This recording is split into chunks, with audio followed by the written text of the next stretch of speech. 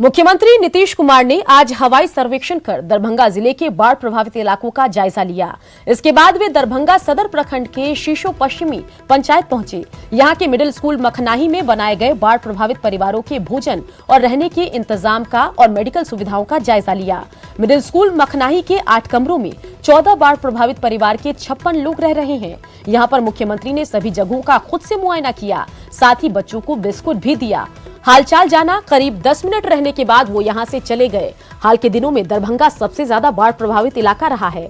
यहां शहर से लेकर गांव तक ज्यादातर इलाकों में बाढ़ का पानी है। जरूरी सामानों के लिए लोगों को बहुत परेशानी हो रही है।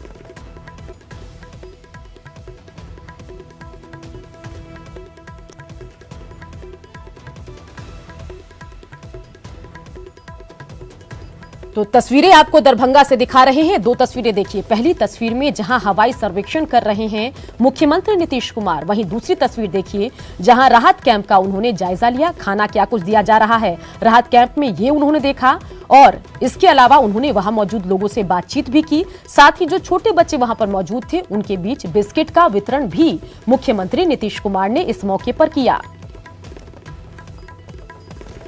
तो बता दें कि अगर हम बिहार की बात करें तो दरभंगा सबसे ज्यादा बाढ़ से प्रभावित है और विधानसभा सत्र के दरमियान भी मुद्दा उठा था कि दरभंगा का सर्वेक्षण क्यों नहीं किया जा रहा, यहां बाढ़ की स्थिति का जायजा क्यों नहीं लिया जा रहा। और आज मुख्यमंत्री नीतीश कुमार ने यहां न सिर्फ हवाई सर्वेक्षण किया, साथ ही राहत कैंप का जायजा भी लिया।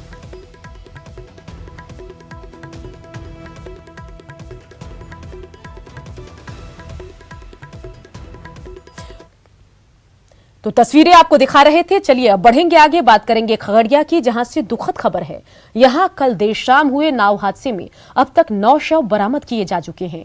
तेज आंधी और बारिश के चलते गंडक नदी की धार में नाव पर सवार 30 लोग डूब गए। 4-5 लोगों ने तैरकर अपनी जान बचाई, जबकि बाकी अब तक लापता बताए जा रहे हैं।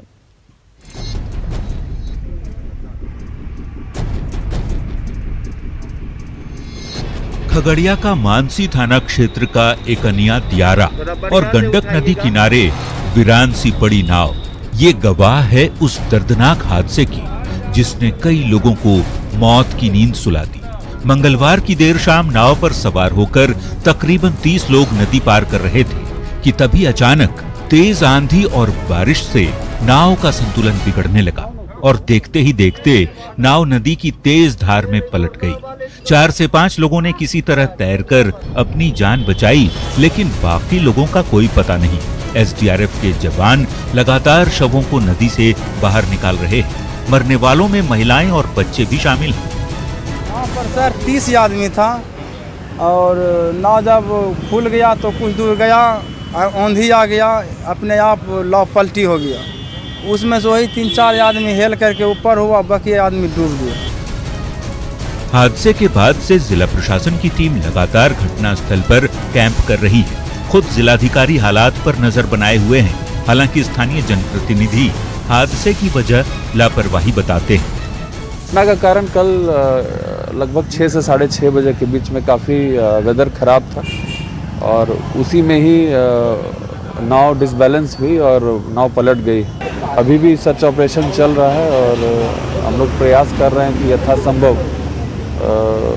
जल्द से जल्द जो भी मृतक हैं उनके शव को ढूंढा जाए। सावधानी बरतनी चाहिए कि नाव पर हम कितने लोग, क्षमता से अधिक लोग बैठ जाते हैं और ये हादसा करीब 15 से 20 बता रहा है, 25 भी बता रहा है। तो क्षमता के अनुसार नहीं बैठने के कारण जो आंधी तूफान आया 6-6:30 के बीच में, जिसके कारण यह हादसा हुआ है। यहाँ से जो नाव खुलती है एक घाट से, कनिया घाट से, जो मोबाइल पेट्रोलिंग प्रशासन के लोग को रहना चाहिए, लेकिन ये व्यवस्था नहीं है।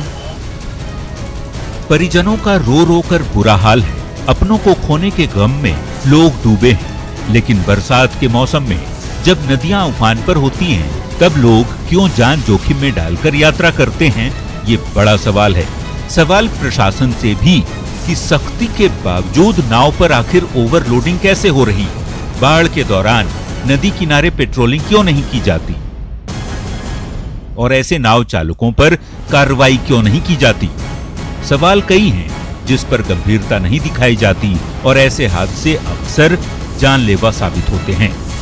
न्यूज़ 18 के लिए खगड़िया से दिग्विजय कुमार की रिपोर्ट। देखते रहिए न्यूज़ 18 बिहार।